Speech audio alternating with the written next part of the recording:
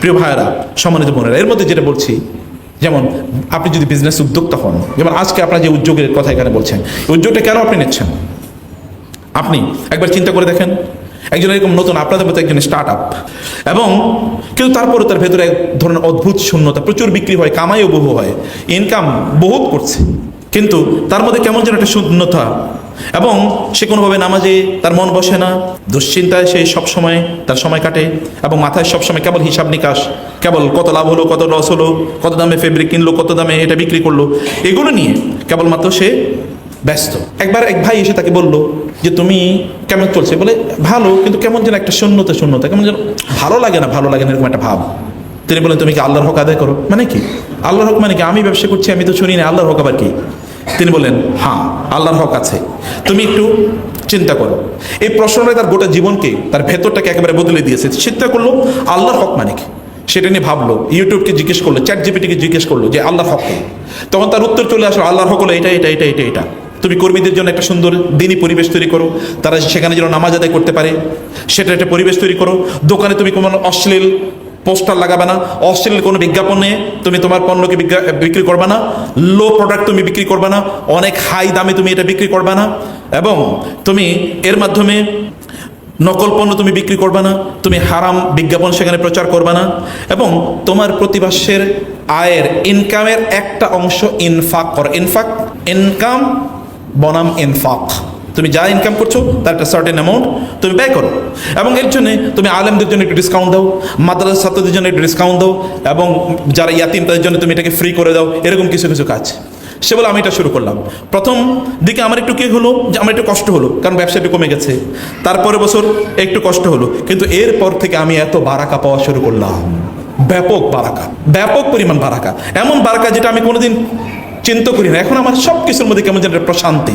আমি যখন ব্যবসা করতে যাই, আমি জানি আমার এটার একটা অংশ যাচ্ছে ইয়াতিমদের গায়ে, আমি জানি এটার একটা অংশ যাচ্ছে একটা মাদ্রাসা, আমি জানি এটার একটা অংশ যাচ্ছে আল্লাহর দ্বীন প্রচারের কাছে, আমি জানি আমার একটা অংশ যাচ্ছে আমার বোনদের জন্য, আমার ভাইদের জন্য, আমার গ্রামের মানুষদের জন্য, আমি একটা অংশ আমার মায়ের জন্য ডিসাইডেড, আমি এতটুকু অংশ আমার মায়ের জন্য আমার মায়ের জন্য আমি ব্যয় করি, আমার বাবার জন্য আমি এতটুকু ব্যয় করি, আমার মা মারা গেছে আমি তার জন্য দান করি। এখন আমি সব কিছুর মধ্যে মিনিং খুঁজে পাই, আমার এত পরিতৃপ্তি, আমার এখন কোনোদিন খারাপ লাগে না। আমি রাত্রে 12টায় বাসায় আসলেও আমার কোনো অতৃপ্তি লাগে না। এর আগে আমার কাছে খুবই বোরিং লাগতো। আপনাকে মিনিং খুঁজে বের করতে হবে যে কেন আপনি করছেন। যখন আপনি এটা খুঁজে বের করেন, এরকম একটা টাইম, এমন একটা লাইফ লাইন যখন আপনার ব্যবসার জন্য বা আপনার কাজের জন্য আপনি তৈরি করেন, তখন আপনি কেবলমাত্র বারাকা দেখতে পাবেন। মানুষের, আমি বলছি হাঙ্গার, 1 নম্বর হাঙ্গার, মিনিং খোঁজা। আমি কেন, আমরা মিনিং খোঁজার জন্য দেখেন ফেসবুকে কি পরিমাণ লিখি, কতক্ষণ পরে পরে কি একটা পোস্ট দিই, পোস্ট দেওয়ার পরে দেখি কয়টা লাইক পড়ছে। লাইক কম পড়লে মন প্রচণ্ড খারাপ, আর লাইক বেশি পড়লে প্রচণ্ড মন ভালো। দেখো আমার লাইক এরকম পড়ছে, কমেন্টের উপর কমেন্ট, কমেন্টের উপর কমেন্ট, কমেন্টের উপর কমেন্ট, একটার পর আরেকটা, আরেকটার পর আরেকটা। মানুষের দেখিয়ে দেখিয়ে বেড়ান। অনেকে দেখুন বলে অমোক সেলিব্রিটি, কারণ তার ফেসবুক ফলোয়ার হলো 1.7, 1.8, 2.5, 6.6, তাই না? এটা তার সেলিব্রিটি স্ট্যাটাস, এটা তার আইডেন্টিটি। এটা নিয়ে আপনি তখন খুবই আনন্দে ভাসেন, অত আপনার মন খারাপ হয়ে যায়।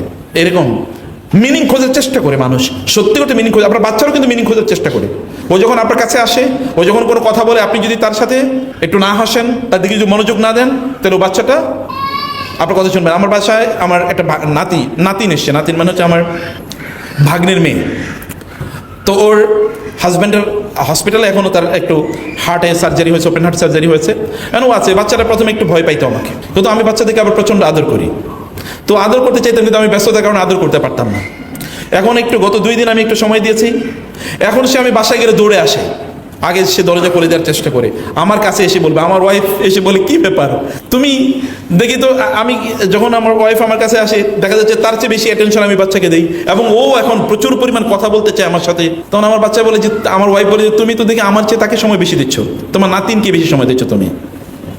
বাচ্চাদেরকে অ্যাটেনশন যদি আপনি না দেন, ওরা মিনিং খুঁজে পায় না, তখন ওরা আপনার কাছে আসে না।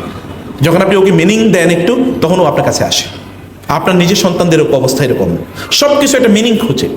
কেন সে আছে, কেন আপনার পাশে যে আছে আপনি এটা টের পাচ্ছেন কিনা, আপনি তাকে অ্যাটেনশন প্রদান করছেন কিনা, আপনি তার অস্তিত্বকে ফিল করছেন কিনা, আপনি তার সেলিব্রেট করছেন কিনা, যে তার অস্তিত্বটা। এটা না বুঝে স্বামী স্ত্রীর মধ্যে সবচেয়ে বড় গ্যাঞ্জাম লাগিয়ে কিন্তু এই কি ডিসকাশন গ্যাপ, আপনি তার সাথে কথা বলেন না, চুপ করে আছেন, এটাই তো প্রবলেম। স্ত্রীরা কি করে, তা হচ্ছে স্বামীর সাথে রাগ করে 3 দিন কথা বলে না, এটাই তো সবচেয়ে বড় প্রবলেম। কথা বেশি বলবেন, রাগ করছেন, এরপরে কথা বেশি বলবেন, তারপরে সমস্যার সমাধান। কথা না বলে তো গ্যাঞ্জাম বাড়ে, শয়তান তো ওই রাস্তা দিয়ে ঢুকে, কথা বেশি বলবেন।